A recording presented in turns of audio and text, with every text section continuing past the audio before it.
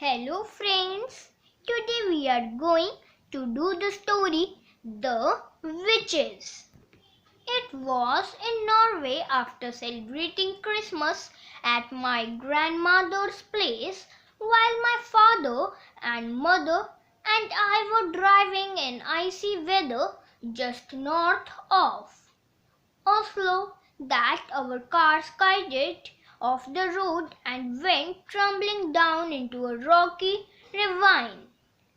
Ravine means deep narrow valley with steep sides. My parents were killed. मेरे मम्मा पापा मर गए थे. I was firmly strapped to the back seat and received only a cut on the forehead. I went back in my grandmother's house with her arms around me tight and both of us crying the whole night long. You will stay here with me, she said, and I will look after you.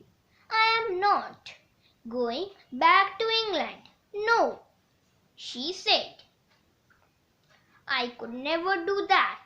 Heaven shall take my soul, but Norway shall keep my bones. The very next day, in order that we might both try to forget our great sadness, my grandmother started telling me stories. She was a wonderful storyteller, and I was enthralled by everything she told me.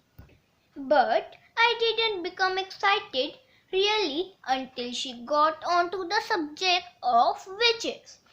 She was apparently a great expert on these creatures. Everything she was telling me about witches had actually happened, and I had better believe it. What was worse, what was far worse, was that witches were still with us. They were all around us, and I had better believe that too. You must listen to me, my grandmother said.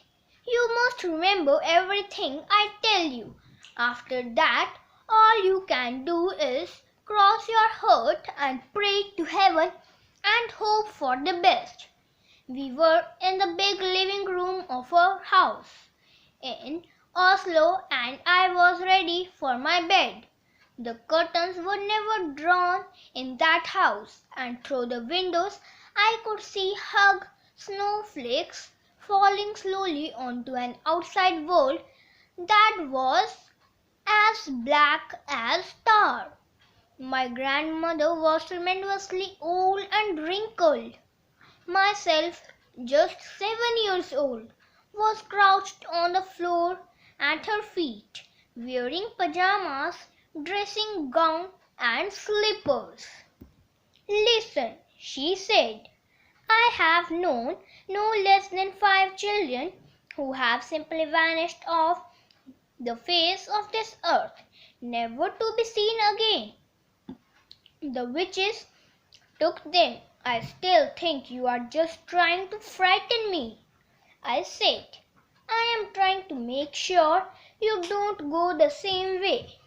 She said, I love you and I want you to stay with me. Tell me about the children who disappeared, I said. The first child I knew who disappeared, she said, was called Ragnhild Hansen. Ragnhild was about 8 at the time, and she was playing with her little sister on the lawn. Their mother, who was baking bread in the kitchen, came outside for a breath of air. Where's Ragnhild? She asked. She went away with the tall lady, the little sister said. What tall lady? The mother said. The tall lady in white gloves, the little sister said. She took Ragnhild by the hand and led her away. No one, my grandmother said, ever saw Ragnhild again. What happened to the other 4 children? I asked. The second one was very peculiar, called the Christianisms. They had an old oil painting in the living room which they were very proud of. The painting showed some ducks in the yard outside a farmhouse. There were no people in the painting, just a flock of ducks on a grassy farmyard and the farmhouse in the background. Well, one day their daughter Solveig came home from school eating an apple. She said a nice lady had given it to her on the street. The next morning, little Solveig was not in her bed. Then all of a sudden her father shouted, "There she is! That's Solveig feeding the duck." He was pointing at the oil painting, and sure enough, Solveig was in it. She was standing in the farmyard in the act of throwing bread to the ducks out of a basket. The father rushed up to the painting and touched her. But that didn't help. She was simply a part of the painting, just a picture painted on the canvas. "That's two you have told me about," I said. "What happened to third one?" "The third one was little Birgit Svensson," my grandmother said. "One day she started growing feathers all over her body. Within a month she had turned into a large white chicken. Her parents kept her for years in a pen in the garden. She even laid eggs." "What colored eggs?"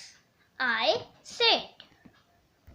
"Brown ones," my grandmother said. "What happened to the fourth child?" I asked.